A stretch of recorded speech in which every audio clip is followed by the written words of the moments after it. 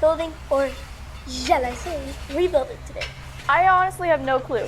Let's find out while we stand strong on the rock.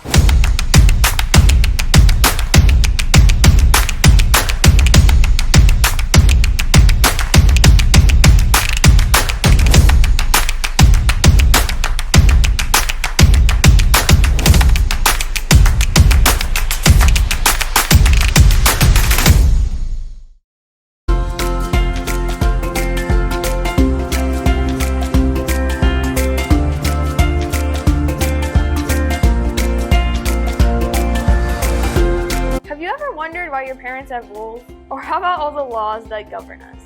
These rules and laws are in place to keep us safe. The Bible has laws in it too. Before Jesus came along, the Israelites had to follow them strictly. Today, they are evidence that we have a relationship with Jesus. Today's nugget of knowledge is rebuilding the law. We will learn how to do this in our own lives and why. How do we rebuild the law? Everyone, parents, everyone I know tells us what to do. I honestly have no idea. But last I checked, we have a skit. Oh, no. So yeah, let's go. Woohoo! Yeah.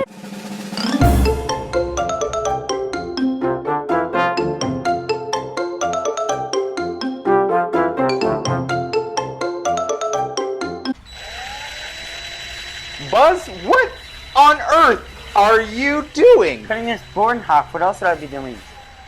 Well, I hate to tell you you're wrong, but that's certainly not the right method to do it. Wait, what do you mean? Okay, explain your logic to me. How does this work? I use the drill for everything. I just punch a bunch of holes, then it cuts in half, like this. Okay, but that's not the right way to do it. And I'll tell you why. Because, you see, that takes 4 times as long to do it. And I'm paying you, and I'm not paying you 4 times as much to do a simple project. So, I'm going to teach you the right way to do it. You're paying me 4 times as much? Wait, I'm getting a raise? No!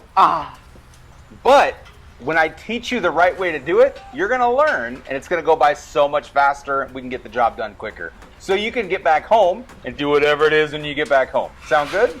But you just said I'm getting 4 times as much. That means I'm getting a raise because I'm getting 4 times as much as I'm making now. Listen here, buddy. The math ain't mathing. This is going to keep you employed here. So, listen to my method that I've got for you. Quit wiggling the board at me, and let's get this taken care of. You ready? Okay. All right, I'm going to teach you how to use the right tools for the job. Come with me. Okay, so this is a saw. Wow. Just like that is a drill. Would I use this to hammer in nails or to screw in screws? Yeah. No, definitely not. So this is how you're going to cut it, right? You take your finger on the trigger, you plug it in, and a little zoom, right? There's a notch right here, and you just hit the trigger, make sure you're out of the way, and you squeeze, and it cuts. That's not happening. Oh. There, see? And that's how you cut it. So much easier. Took 2 seconds. Oh. You see what I mean? Uh-huh. All right, cool. This method takes 30 minutes. That's right. If I'm fast enough. That's right. And you don't get a straight line. This is the right tool for the job. So you don't want me using a drill anymore?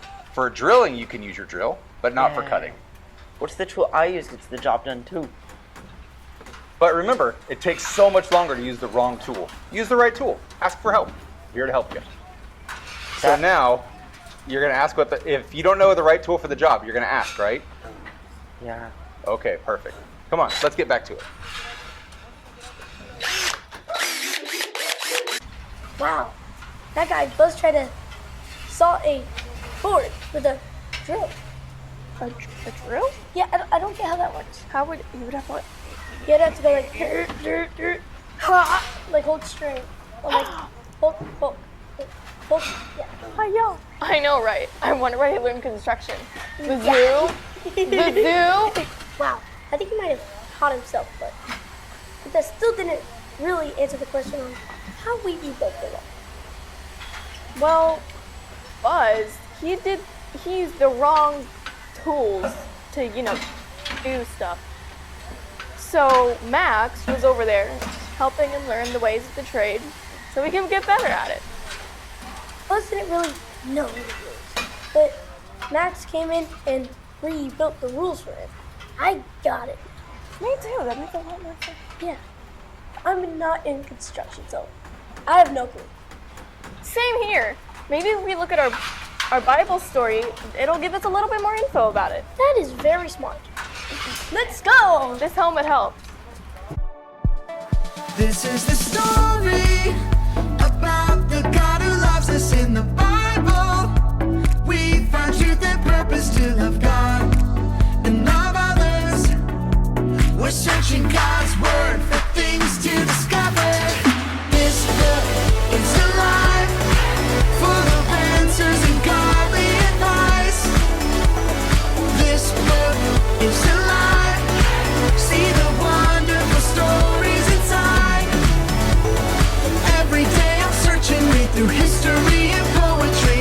How much Jesus loves me. God's great story lives. There's no other book like this. This book is alive.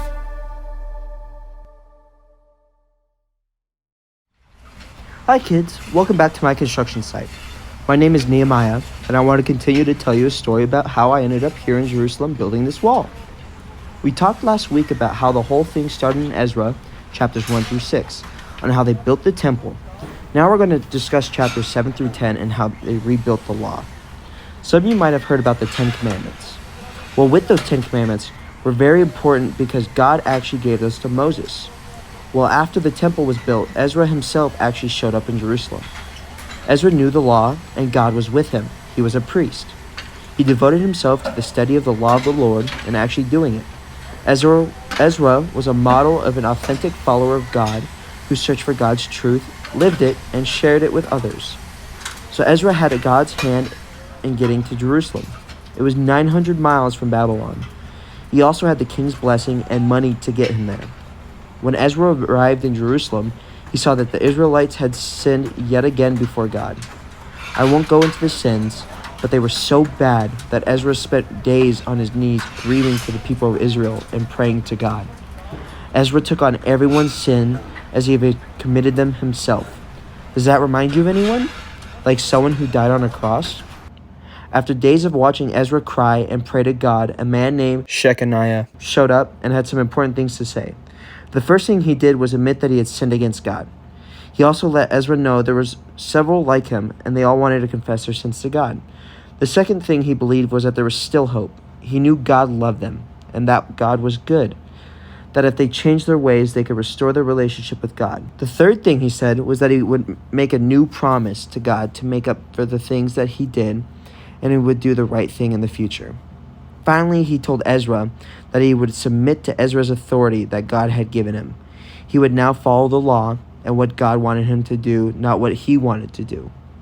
Wow, that was quite a change, and Ezra agreed. All of the others followed Shechaniah. Well, I got to get back to work on this wall.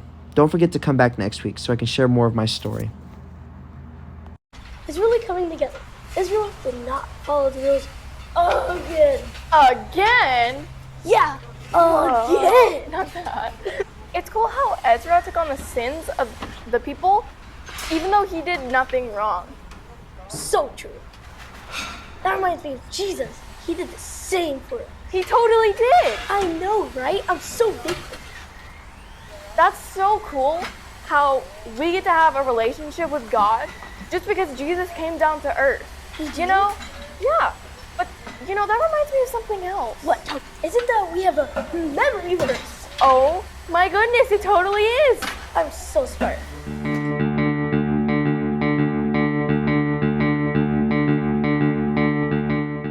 Hey, it's time for memory verse. Everybody stand up. We're going to get started right now. So I'm going to go first, And then I'm going to follow her. and then we're all going to do it together. Woo! Colossians 3:23. Colossians 3:23. Work at everything you do Work at everything you do with all your heart. with all your heart. Work as if you're working. Work as if you're working For the Lord. for the Lord, Not for human masters. not for human masters. Good job, guys! Now we're gonna do it all together. Woo! On the count of 3. 1, 2, 2, 3. 3. Colossians 3:23. Work at everything you do with all your heart. Work as if you're working for the Lord, not not for human masters. Great job, guys!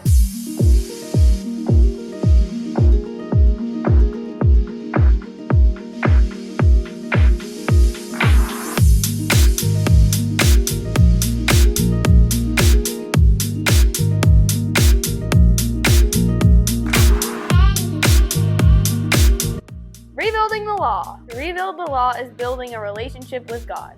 We can do that the same way Shechaniah did. Admit the bad choices we make in life. Whether it's bullying your little brother or sister or ignoring your mom and dad, we have to take it to God and apologize for all of our bad choices. Know that there is hope. Jesus gave us life when he rose from the grave. Sometimes life is hard and it can make us mad when things don't go our way. Life is not fair and it can be tough, but one thing is always true. God will never leave you or let you down. He is ready and waiting to have a relationship with you. Change our ways is not just about saying the words. It's about doing the right thing.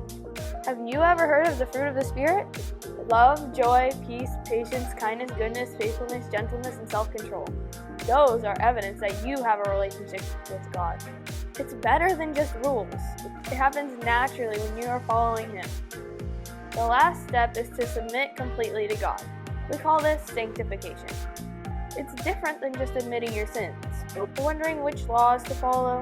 It's giving your whole life to God, allowing Him to set the rules in your life, and following His lead every single day. Now, it all makes sense. Yeah, we build or rebuild a relationship with God, which will provide the rules or laws that we need to follow. Because He makes the choices and we do not. Really? Uh-huh. But I think it's awesome that God uses everything to help us grow, whether it's good or bad. Everything? Have you guys been listening? Cause it's quiz time! Guys, guts! No! Hey guys, it's me, Guy Stone Gus, and it's quiz time!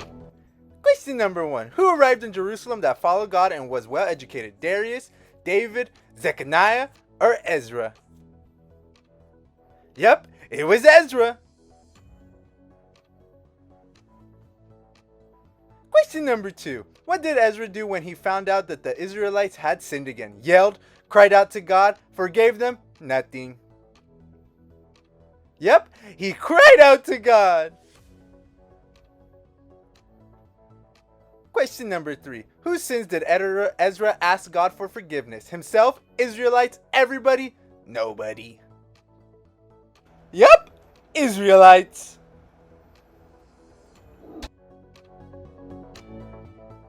Question number 4. Who came to Ezra while he was praying with important things to say? Darius, Cyrus, Shechaniah, or Ezra? Yep, it was Shechaniah.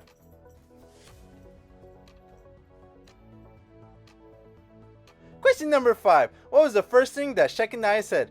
Admit sins, change his ways, commit to God, still hope. Yep, admit sins. Question number 6. What was the second thing that Shechaniah said? Admit sins, change his ways, commit to God, still hope. Yep, the second thing was still hope. Question number 7. What was the third thing that Shechaniah said? Admit sins, change his ways, commit to God, still hope. Yep, change his ways. Whoa. Question number 8. What was the fourth thing that Shechaniah said? Admit sins, change his ways, commit to God, still hope. Yep, the fourth thing was commit to God. Question number 9. What is another word for committing your life completely to God? Saved, sanctified, fearless, or devoted? Yep, it's sanctified. Nice.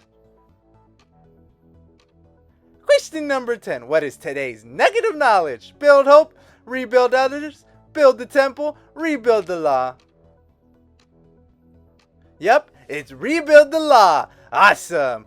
Great job, everybody. See y'all next week. Woohoo! Now, some of you may be asking why we should have a relationship with God. Well, we have an acronym for that, and it explains how amazing God is.